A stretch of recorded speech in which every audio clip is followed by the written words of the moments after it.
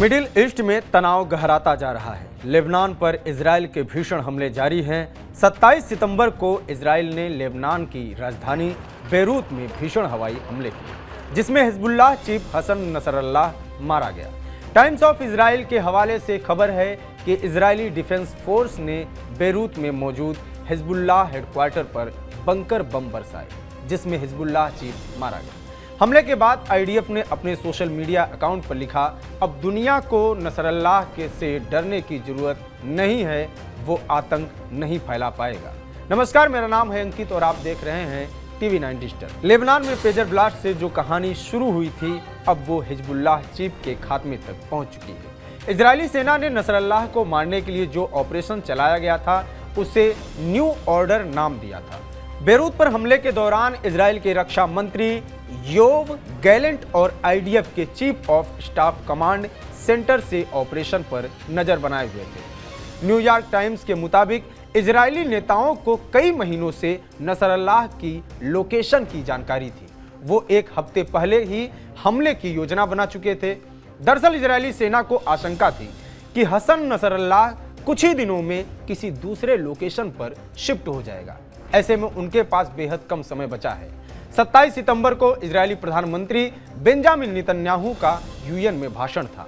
भाषण देने के बाद नेतन्याहू अपने होटल लौटे और उन्होंने वहीं से हिजबुल्लाह हेडक्वार्टर पर हमले की इजाजत दे दी। हमले के बाद इजरायली पीएम ऑफिस ने नेतन्याहू की एक तस्वीर जारी की थी, जिसमें वे लैंडलाइन फोन से लेबनान में हमले का आदेश देते हुए दिखाई दे रहे हैं। इजरायली सेना ने 27 सितंबर की रात 9:30 बजे बेरूत के दाहिया में हिजबुल्लाह के हेडक्वार्टर पर हवाई हमला किया। हमला इतना भीषण था कि आसपास की 6 इमारतें मलबे के ढेर में बदल गईं। इलाके में धुएं का गुबार छा गया। हर तरफ केवल धुआं ही धुआं नजर आ रहा था। बताया जा रहा है कि आईडीएफ ने इस हमले में 80 टन विस्फोटक इस्तेमाल किया था। इसमें बंकर को भेदने वाले बम भी शामिल थे। बताया जा रहा है कि हमले के वक्त नसरल्लाह अपनी बेटी के साथ वहीं पर मौजूद था। इजरायली हमले के 20 घंटे बाद हिजबुल्लाह ने हसन नसरल्लाह के मारे जाने की पुष्टि कर दी है। उसका शव भी बरामद किया जा चुका है। हसन नसरल्लाह के अलावा इजरायली हमले में ईरानी जनरल अब्बास निलफोरुशान और हिजबुल्लाह के टॉप मिलिट्री कमांडर अली काराकी भी मारे गए हैं। फ्रांस की न्यूज एजेंसी भी हसन नसरल्लाह के मारे जाने की पुष्टि कर चुकी है। नसरल्लाह के मारे जाने के बाद मिडिल ईस्ट में तनाव बढ़ गया है। इस बीच ईरान में supreme leader Ayatollah Ali Khamenei ने इमरजेंसी मीटिंग बुलाई है। ईरान के सुप्रीम लीडर खामेनेई ने कहा, सभी मुस्लिमों को इस वक्त लेबनान और हिजबुल्लाह के साथ खड़े होने की जरूरत है। उन्हें साथ आकर इजराइल से जंग लड़नी होगी। इस क्षेत्र का भविष्य अब इस बात पर टिका है कि हम कितनी ताकत से इजराइल को रोक सकते हैं। हिजबुल्लाह इस अभियान में हमारा नेतृत्व कर रहा है। न्यूज एजेंसी रॉयटर्स की रिपोर्ट के मुताबिक इजरायली हमले के बाद ईरानी सुप्रीम लीडर खामेनेई को सुरक्षित स्थान पर भेज दिया गया है। बात करें हसन नसरल्लाह की, तो 15 साल की उम्र में उसने इजराइल के खिलाफ बना विद्रोही गुट ज्वाइन किया था।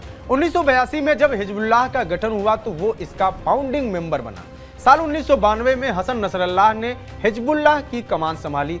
तब से वो इस पद पर था। लेबनान में खासकर अपने शिया समर्थकों के बीच हसन नसरल्लाह सुप्रीम लीडर की साख रखता था। वो किसी भी देश के साथ युद्ध छेड़ने या शांति बहाली का फैसला ले सकता था। साल 2006 में इजराइल ने लेबनान पर हमला किया था, लेकिन उस वक्त इजरायली सेना को उल्टे पांव लौटना पड़ा था। हालांकि इजराइल ने हसन नसरल्लाह के मारे जाने का दावा किया था, लेकिन ये दावा झूठा साबित हुआ। 7 अक्टूबर को हमास ने इजराइल पर भीषण हमला किया। इसमें कई नागरिक मारे गए, तो वहीं हमास के लड़ाकों ने 200 से ज्यादा इजरायली नागरिकों को बंधक बना लिया। इन हमलों में हिजबुल्लाह ने भी हमास का साथ दिया था। इजरायली फोर्स ने पहले तो गाजा में हमास का नेटवर्क खत्म किया, इसके बाद हिजबुल्लाह से निपटने का फैसला लिया।